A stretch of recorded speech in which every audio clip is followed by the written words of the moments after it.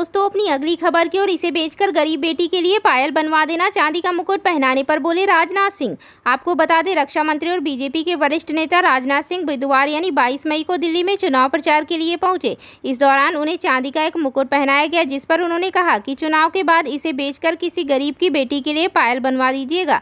बता दें, उत्तर पश्चिमी दिल्ली से बीजेपी ने योगेंद्र चंदौलिया को टिकट दिया है, जिनके चुनाव प्रचार के सिलसिले में राजनाथ सिंह यहां पहुंचे और जनता को संबोधित किया। चलिए बढ़ते हैं दोस्तों अपनी अगली खबर की ओर। चुनाव आयोग को सुप्रीम कोर्ट से राहत, मतदान का डेटा जारी करने को लेकर निर्देश देने से इनकार।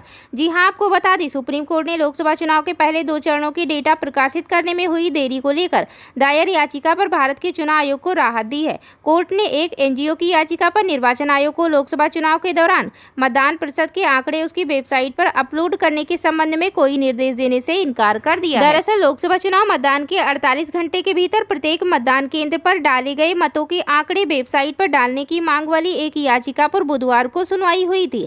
अदालत ने फैसला सुरक्षित रख लिया था। चुनाव आयोग ने अपने हलफनामे में कोर्ट से कहा कि इस प्रकार के आंकड़े पूरी तरह से सार्वजनिक करने से चुनावी प्रक्रिया को नुकसान होगा। चलिए बढ़ते हैं अपनी अगली खबर की ओर। इंडिया गठबंधन को कितनी सीटें मिलेंगी? दिल्ली में वोटिंग से पहले अरविंद केजरीवाल का बड़ा दावा। आपको बता दें, दिल्ली के मुख्यमंत्री अरविंद केजरीवाल ने लोकसभा चुनाव में इंडिया गठबंधन की सीटों को लेकर एक बड़ा दावा किया है। उन्होंने कहा कि बीजेपी ये चुनाव हार रही है। इंडिया गठबंधन को 300 से अधिक सीटें मिलेंगी और बहुमत से ये गठबंधन सरकार बनाने जा रहा है।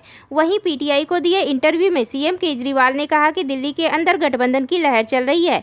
उन्होंने कहा, मेरा अनुमान है कि दिल्ली की सभी 7 सीटें गठबंधन को जीतनी चाहिए। पिछले चुनाव में बीजेपी से अधिक मार्जिन से मिली हार पर सीएम केजरीवाल ने कहा कि मार्जिन तो उलट पलट होते रहते हैं। बीजेपी की मुश्किलें बढ़ा रही अनुप्रिया पटेल, खड़ी कर दी गई नई चुनौती। जी हां, आपको बता दें, लोकसभा चुनाव के लिए उत्तर प्रदेश की सभी सियासी दल पूरी जोर आजमाइश कर रहे हैं ताकि उनका मिशन और संकल्प पूरा हो सके। भारतीय जनता पार्टी, भारतीय राष्ट्रीय कांग्रेस, बहुजन समाज पार्टी और समाजवादी पार्टी वह प्रमुख दल हैं जिनके दावे और वादों के आधार पर जनता कुल 5 चरण में 52 सीटों पर मतदान कर चुकी है। इन सबके बीच यूपी में 2 क्षेत्रीय दलों की लड़ाई में कोई तीसरा बाजी मार सकता है।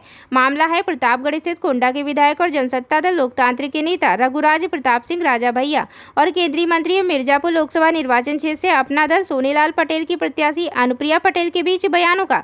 बीते दिनों प्रतापगढ़ में भारतीय जनता पार्टी के प्रत्याशी विनोद सोनकर की जनसभा में अनुप्रिया पटेल ने कहा था कि अब राजा लोकतंत्र की रानी की पेट से पैदा नहीं होता, अब राजा ईवीएम के बटन से पैदा होता है। स्वघोषित राजाओं को लगता है कि ये कुंडा उनकी जागीर है। उनके भ्रम को तोड़ने का अब आपके पास सुनहरा अवसर है। मैं आपसे कहना चाहती हूँ कि इस बार ईवीएम का बटन दबाने जाएंगे तो याद रखिएगा कि केवल मतदाता ही सर्वशक्तिमान। चलिए बढ़ते हैं दोस्तों अपनी अगली खबर की ओर। ईरान के राष्ट्रपति रईसी की मौत से उठ गया पर्दा, सामने आई जांच कमेटी की रिपोर्ट। आपको बता दें, ईरान के राष्ट्रपति इब्राहिम रईसी की मौत को लेकर कई बातें बाजार में हैं। कोई कह रहा है कि उनकी मौत इजराइल की एक बड़ी साजिश का हिस्सा थी, तो कोई उनकी मौत के पीछे ईरान के लोगों का नाम ले रहा है।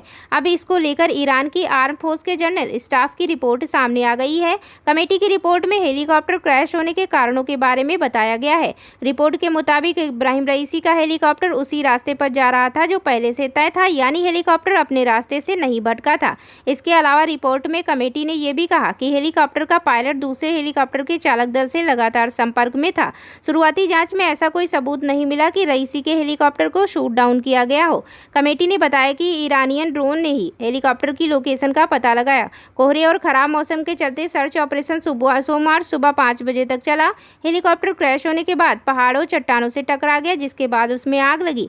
रिपोर्ट में ये साफ किया गया कि हादसे में कुछ भी ऐसा नहीं मिला जिससे लगे कि ये हादसा किसी साजिश का हिस्सा था। हालांकि आखिर में ये भी कहा कि फाइनल रिपोर्ट देने में कमेटी को अभी और वक्त की जरूरत है। इजराइल ने वेस्ट बैंक में आतंकी ठिकाने पर किया घातक हमला, मचा दी तबाही। आपको बता दें, इजरायली सैनिकों ने मंगलवार को वेस्ट बैंक के एक आतंकी ठिकाने पर धावा बोला, जिसमें एक चिकित्सक सहित कम से कम 7 फलस्तीनी मारे गए। स्थानीय अधिकारियों ने यह जानकारी दी है। गाजा पट्टी में 7 महीने पहले युद्ध छिड़ने के बाद से क्षेत्र में किए गए सबसे घातक हमलों में से यह एक है। इजरायली सेना ने कहा कि उत्तरी वेस्ट बैंक के शहर जेनिन में एक अभियान के तहत आतंकवादियों को निशाना बनाया गया।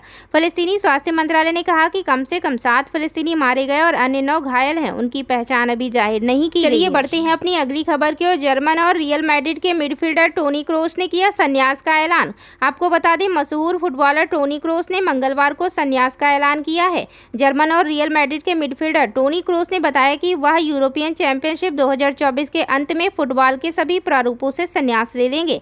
बता दें 34 वर्षीय फुटबॉलर ने सोशल मीडिया पर इमोशनल पोस्ट लिखकर अपने संन्यास का ऐलान किया है। रोहिणी आचार्य के साथ मतदान केंद्रों पर किस अधिकार से घूम रहे थे भोला यादव, जेडीयू का आरजेडी से सवाल। आपको बता दें बिहार के सारण जिले में मंगलवार सुबह चुनाव बाद हुई हिंसा में एक युवक की मौत को लेकर अब राज्य की सियासत गर्मा गई। सत्ता पक्ष और विपक्ष दोनों की ओर से आरोप प्रत्यारोप का खेल शुरू हो गया है। नेता प्रतिपक्ष तेजस्वी यादव ने छपरा में हुई गोलाबारी की घटना की निंदा करते हुए इसके लिए भाजपा को जिम्मेदार ठहराया है। वहीं जेडीयू एमएलसी सह प्रवक्ता नीरज कुमार ने छपरा में हुई फायरिंग को लेकर राजद पर जमकर निशाना साधा है। मीडिया को जारी एक बयान में उन्होंने राजद से सवाल पूछते हुए कहा कि आखिर किस अधिकार के तहत आरजेडी नेता भोला यादव रोहिणी आचार्य के साथ मतदान केंद्र पर